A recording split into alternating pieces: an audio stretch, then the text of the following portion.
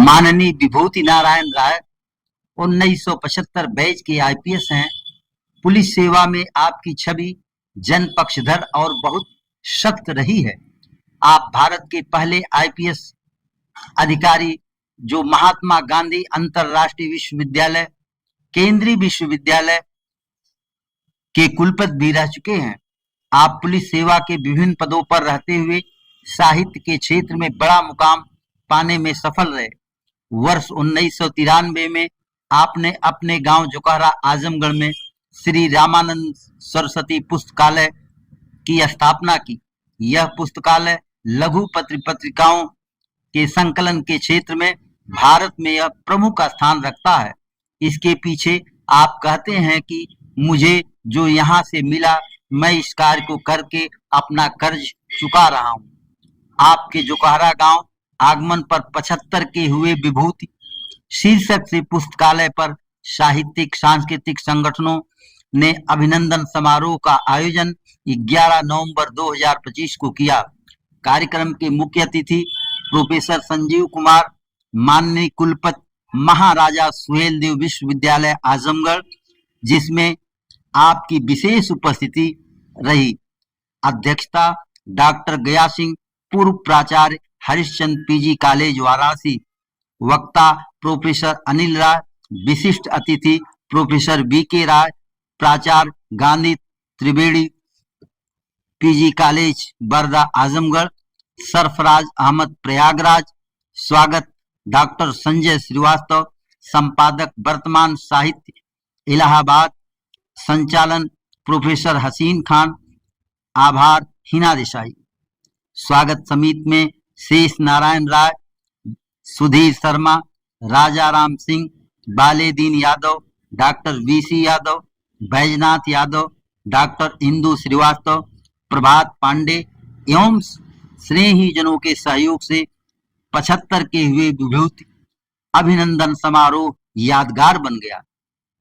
आयोजन में प्रसिद्ध साहित्यकार एवं प्रगतिशील लेखक संघ के राष्ट्रीय कार्यकारी अध्यक्ष श्री विभूति नारायण राय ने अपने निमित्त आयोजन में लोगों के बीच क्या कुछ कहा, सुने। एक 33 साल का सफर है। ये पुस्तकालय आप में से ज़्यादातर लोग, कुछ नए लोग हैं उन लोग वो नहीं रहे होंगे, लेकिन ज़्यादातर लोग थे। और 1993 में ये पुस्तकालय एक छोटे से कमरे से शुरू हुआ, आज यहाँ तक पहुँच गया और आप सब लोग उससे जुड़े रहे।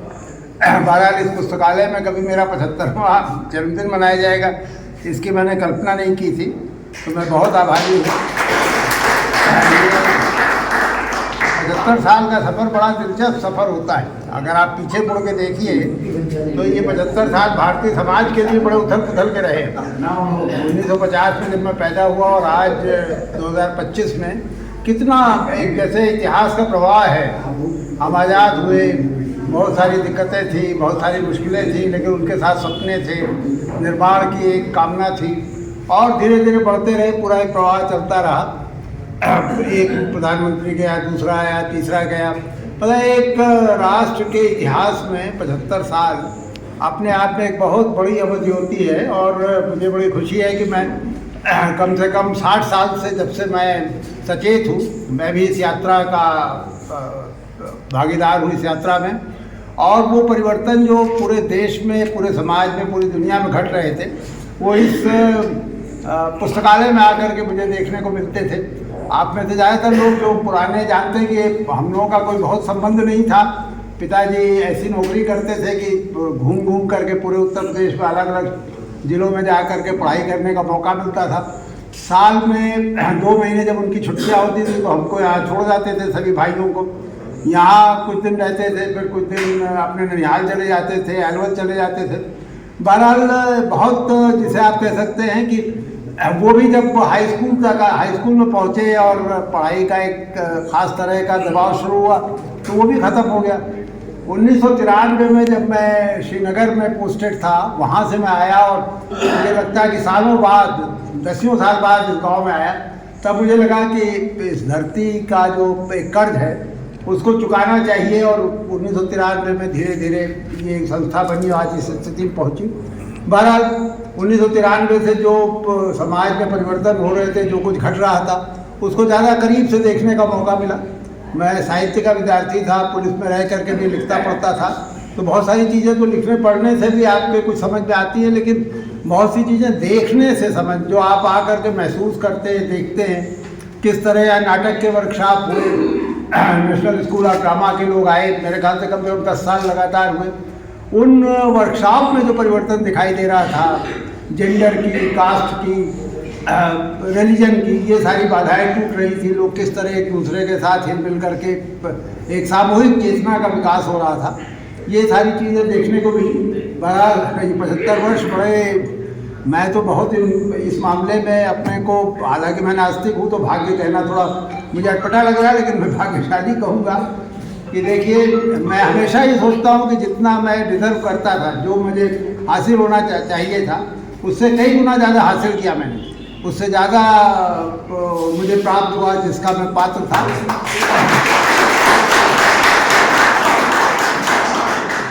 बहरहाल आप ये तो एक शाश्वत नियम है, समय बढ़ेगा, आपकी उम्र बढ़ेगी, एक अंत आएगा। तो अब तो मैं यहाँ, चूँकि सब लोग, बहुत सारे लोग जो शुभचिंतक हैं इस पुस्तकालय के, उनके सामने ये बात मैं जानबूझ के कह रहा हूँ कि देखिए, अब इस पुस्तकालय में भी नेतृत्व परिवर्तन का समय आ गया। बहुत शांति के साथ इसमें नेतृत्व परिवर्तित होना चाहिए। कुछ लोगों को पिछले 10 साल से हम लोग देख रहे हैं जो यहाँ सक्रिय रहे हैं। जाहिर है कि मैं अब अभी तक, जब तक ये मेरा हार्ट वाला चक्कर नहीं शुरू हुआ था, तो मैं 1.5-2 महीने में आता था, लेकिन अब ये दिल का मामला थोड़ा ज़्यादा गंभीर होता है, तो मैं ज़्यादा यात्रा नहीं कर पाऊँगा। तो आप सबके सहयोग की ज़रूरत है, कैसे हम धीरे धीरे ट्रांजिशन का फेज़ पूरा करें, इसका नेतृत्व तो ऐसे लोगों के हाथ में दें जो आगे कुछ दिनों तक ये संस्था चलती रहे। बहरहाल आज जो लोग मंच पे आए हैं और जिन्होंने शुभकामनाएं व्यक्त की हैं, उन सबके लिए बहुत बहुत धन्यवाद।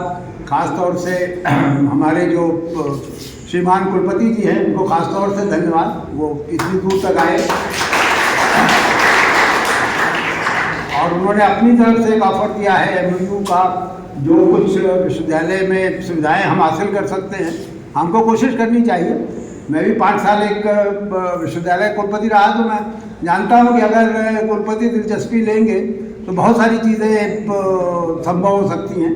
तो हम लोग इनका जितना भी ये जितना देना चाहते हैं, आगे बढ़ करके इनसे हासिल करें और इस संस्था को आगे बढ़ाने में मदद करें। बहुत बहुत शुक्रिया।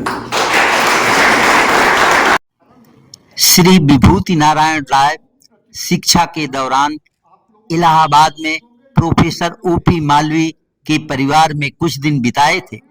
उस परिवार से आए आनंद मालवीय जी ने कई रोचक संस्मरण सुनाए। और उस प्रतियोगिता में पहली प्रविष्टि इलाहाबाद विश्वविद्यालय को मिली थी और लेखक थे विभूति नारायण राय।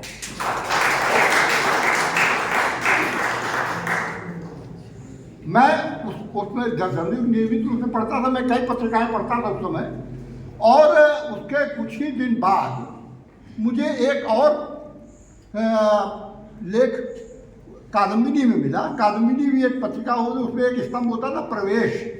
तो प्रवेश में नए लेखकों को प्रवेश दिया जाता था। तो प्रवेश के जरिए राय साहब ने प्रवेश किया। उसमें प्रवेश में वो उनका निबंध था कालिदास और मंत्री।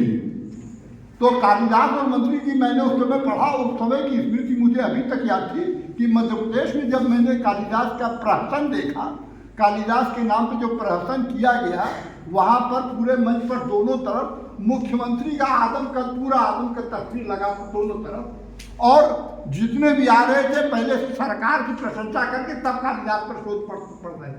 तो मुझे विभूति भाई का वो लेख बराबर याद आता रहा। तो वो मेरा परिचय तभी से हुआ। फिर एक बात, उसमें ये हमारे विश्वविद्यालय में अंग्रेजी विभाग में थे, मेरे पिताजी वहाँ शिक्षक थे, तो इनके सहपाठी शीश भाई थे, हम लोग उनको शीश खान थे, वो हम लोग उनको शीश भाई कहते थे। शीश भाई ने पहले इनसे परिचय मेरा कराया कि ये मालवीय जी के बेटे हैं, और फिर ये एक दिन राय साहब हमारे घर में आए और बड़े तीखे बहुत थोड़ी ही देर में हमारे घर का वातावरण इतना गर्म हो गया। मेरे पिताजी और ये दोनों इतनी तेज बहस, इतनी गर्मा गर्म बहस आधे घंटे 1 घंटे तक चलती रही। और ये उस समय कट्टर कम्युनिस्ट और मेरे पिताजी तब भी कट्टर कामरेड थे और तब मरते दम तक थे। बड़े तीखे बहस हुए और बहरहाल मुझे लगा कि उस बहस से दोनों ने एक दूसरे की विद्वत्ता से और कमिटमेंट से दोनों ने किया।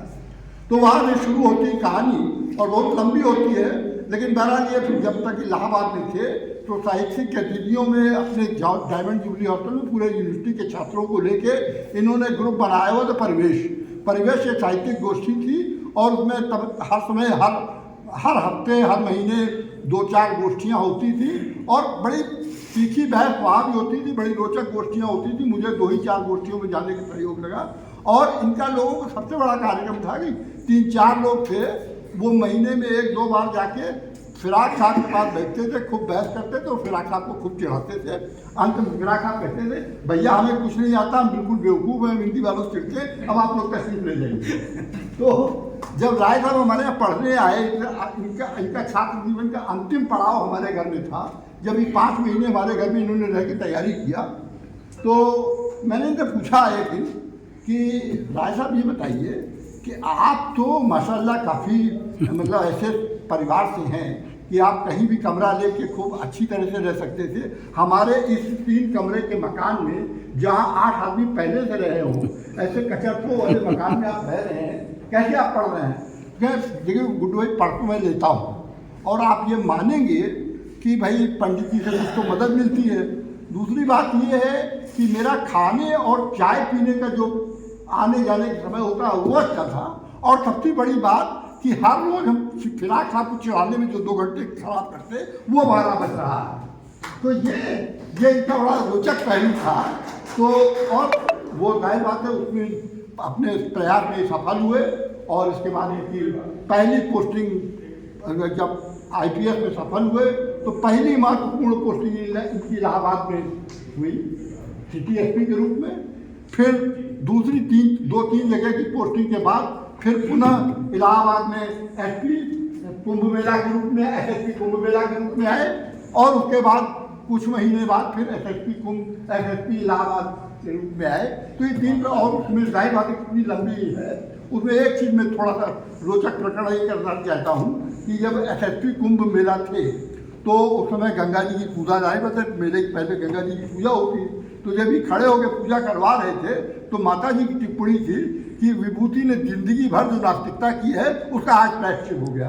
राजा सुहेलदेव विश्वविद्यालय के कुलपति प्रोफेसर संजीव कुमार ने कहा कि विभूति नारायण राय का साहित्य हमारे समय, समाज और संस्कृति को पूरी बेबाकी से निरूपित करता है।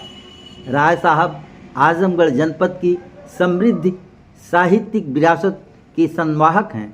हम हिंदुस्तान समाचार में आपका स्तंभ लेख पढ़ते रहे हैं। आज आपसे मिलकर बहुत खुशी हो रही है। दीनदयाल उपाध्याय गोरखपुर विश्वविद्यालय के पूर्व हिंदी विभागाध्यक्ष प्रोफेसर अनिल राय ने कहा कि विभूति नारायण राय कथा लेखन की प्रतिष्ठा हैं। इन्होंने चुनौतियों का सामना करते हुए वैचारिक प्रतिबद्धता के साथ पूरी ईमानदारी से जीवन जिया है। ऐसे साहित्यकार के जीवन के 75 साल की यात्रा पर साहित्यिक रूप से याद किया जाना बड़ी बात है। ऐसे आयोजन होने ही चाहिए। गांधी PG कॉलेज बरदा आजमगढ़ के प्राचार्य प्रोफेसर BK राय ने विभूति नारायण राय के साहसपूर्ण प्रशासनिक अवदान को याद किया। कार्यक्रम का आरंभ बैजनाथ यादव इप्टा के गीत से हुआ। इस अवसर पर आजमगढ़ और आसपास के जनपदों से तमाम बुद्धिजीवी, साहित्यिक, संस्कृत कर्मी उपस्थित रहे।